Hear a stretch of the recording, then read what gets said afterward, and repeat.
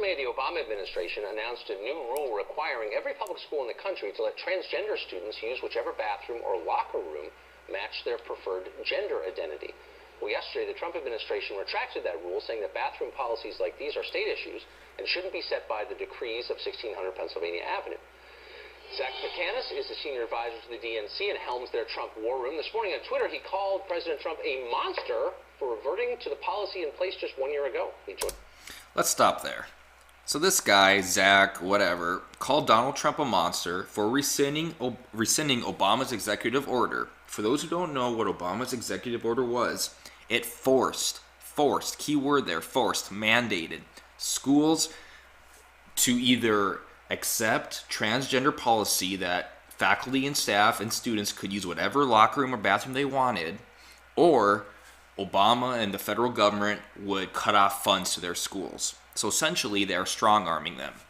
And I like how Trump rescinds that order, which some say it's unconstitutional. But Trump's the monster for doing it, and Obama's a hero. If that's the case, why did Obama wait 6 years before he did it? Why did he take so long? Why wasn't there anyone attacking Obama when he didn't do this right away in office? And where is also the outrage that when Obama was elected in office, he was actually against gay marriage. He switched that later on. But when he was elected, no one was on him. There was no LGBT community going after him. It's kind of sad. What's this now? Zach, thanks for coming on. Thanks for having me. So, I mean, I think there are two sides to every debate, including this one. What I was so struck by was your tweet where you said, and I'm reading it now, I woke up feeling so sick to my stomach about the Trump White House's attacks on vulnerable LGBT kids. These people are monsters. Mm-hmm. And I thought to myself, was Obama attacking vulnerable LGBT kids a year ago before putting this policy into place? He spent 7 years as president and didn't do this. Was he a monster attacking LGBT kids during that time? Well, I mean, what we know is that he put these protections in place. And let's be clear about what we're actually talking about. This is guidance that was provided to schools that schools wanted and asked for. Okay, it wasn't guidance. Whenever you strong-arm a public institution by giving them a mandate, do this or else, that's called extortion. That's called blackmail. Sure, they had the option to choose not to follow his executive order, but then they lose public funding. So I love how he says Obama gave them the options to do this. No, a mandate, there is no options. And it's for a very specific reason. They wanted to create a safe environment for all the kids in their school. Don't forget faculty and staff, who, if there's any perv janitors out there, can go watch little girls pee. And they wanted to avoid Title IX lawsuits. I mean, that's what's so mind-boggling about what the Trump administration did today. He took away practical guidance to school administrators and principals who were looking to create this safe environment and were looking to not get sued for Title IX violations. He didn't take it away from them. He gave power back to the states. Federalism, where it should have been to begin with. Obama was in the wrong, being unconstitutional by mandating public schools to follow an unconstitutional executive order. Nothing to do with Trump. Trump didn't take away anybody's rights. Obama forced the rights of the minority on the majority for his own selfish ego. I mean, those guidelines still exist on the internet, presumably, and they could look them up. It's not like they're disappearing from the English language. And so I still am waiting for the answer to my question, though. It took the Obama people 7 years to do this, and that's fine with me, but I'm not the one calling people monsters for pulling them back. So, like, are you giving President Obama a pass for not acting on this soon? I'm giving President Obama extraordinary praise for taking decisive action to protect these vulnerable kids. Okay. And I am saying that Donald Trump is not only a monster, but he's a coward. We're talking about somebody who is so emasculated by Vladimir Putin that he has to. All right, I'm going to have to stop you there because I'm going to stop you too, Tucker, because that was just pathetic. That is no argument. That's what they call a deflection. When you are confronted with a tough question that you have no answer to, you deflect. You deflect to another topic that will get more attention. In this case, it's Donald Trump with his alleged Putin ties and Russia ties, which there is no evidence of it. The FBI said there's no evidence of it. Even the New York Times said, their sources have said, there is no evidence of Trump with Russia ties. This guy just doesn't know how to answer a question, and he's trying to deflect. Just wait till you hear what he says later. We're getting others.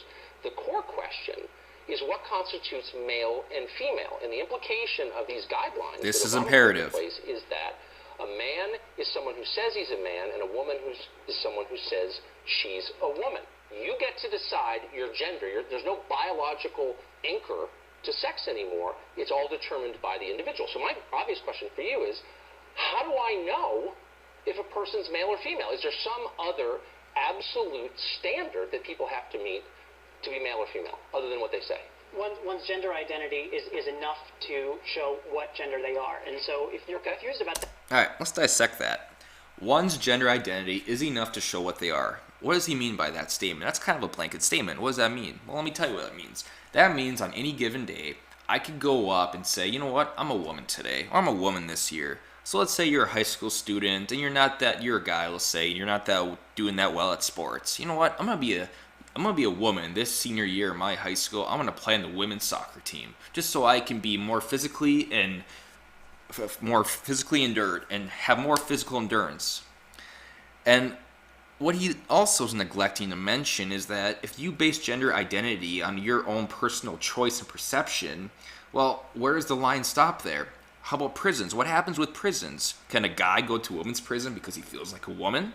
Or how about even better? There are actually specific scholarships designed specifically for women or specifically for African American men and women. So if you can change your sex just ideally whenever you want, what stops you from changing your race color or your ethnicity? It doesn't have to do with skin, the actual color of your skin. It has all to do with perception. This guy doesn't understand that.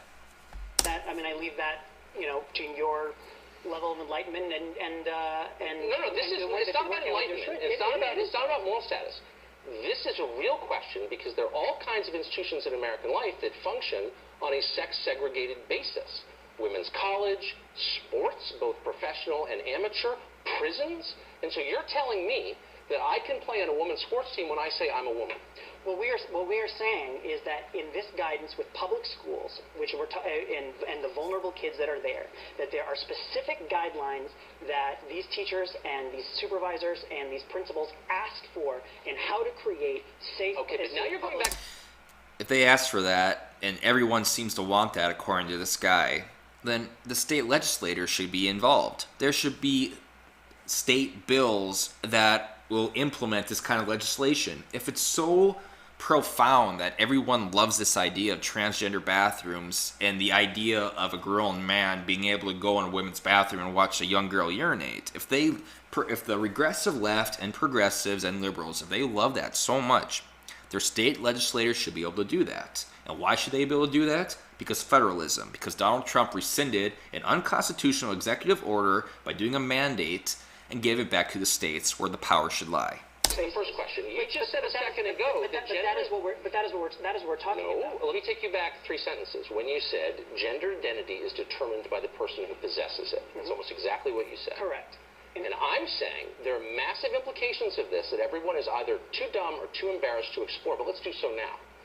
If your sex is what you say it is, then what prevents me from playing on a women's field hockey team? What prevents me from getting convicted of a felony and demanding to go to a women's prison? And it's a real question. It's not a Why real is it question. not? No, it actually is a real question. That's one of the most important questions actually Tucker could have asked, and I'm grateful and glad that he actually did. This guy just ignores it, but that is the fundamental question. That's the fundamental flaw with this guy's belief that transgenderism and gender identity in general can be just changed at a whim. Real question. It's not a real question because it is pretty absurd, and there are no other examples. Because why? Because there are no examples of this. What do you mean? I'm sorry, but there are no examples. This is the same argument about saying that this will allow sexual predators to go into women. I'm not making that argument. Yes, but you are making that argument. Okay, what I'm saying is, I just want to know what the standards are. I'm not actually making any claims. I'm merely asking a question, and I want you to answer. Yes, the standards are Is there a exactly scientific as I said. standard? Because when you deal with questions of biology, that is a species of science. Let's be clear here. Your gender is not malleable. You are born either male or female. Biologically, you are male or female, sometimes on rare occasions hermaphrodite, which essentially is you're the two combined. But primarily, male and female, biologically. Now, I'm sure nobody questions the mental illness of the transgender students. I say mental illness because it is a mental illness. It's gender dysphoria. It started as gender identity disorder. So, I don't question, though, that they should be treated fairly. I believe in equal rights for all. However, their own personal beliefs or their mental illness should not be prominent enough to dictate my personal beliefs. And what I mean by that is I should not be forced to call them their chosen pronoun because it makes them feel better, if it doesn't conform, if it doesn't align with my beliefs, in which case this definitely doesn't. So when is it okay? When is it okay to step on someone else's rights at the expense for your own rights, at the expense of their rights? And the answer is, it's never okay. It's never okay. The rest of the video here, they kind of go back and forth arguing, and it's not really much else in the interview, so I'm going to end it at right meow. That is dissecting Tucker Carlson's interview with some Zach guy who believes in transgender bathrooms. And I'm done.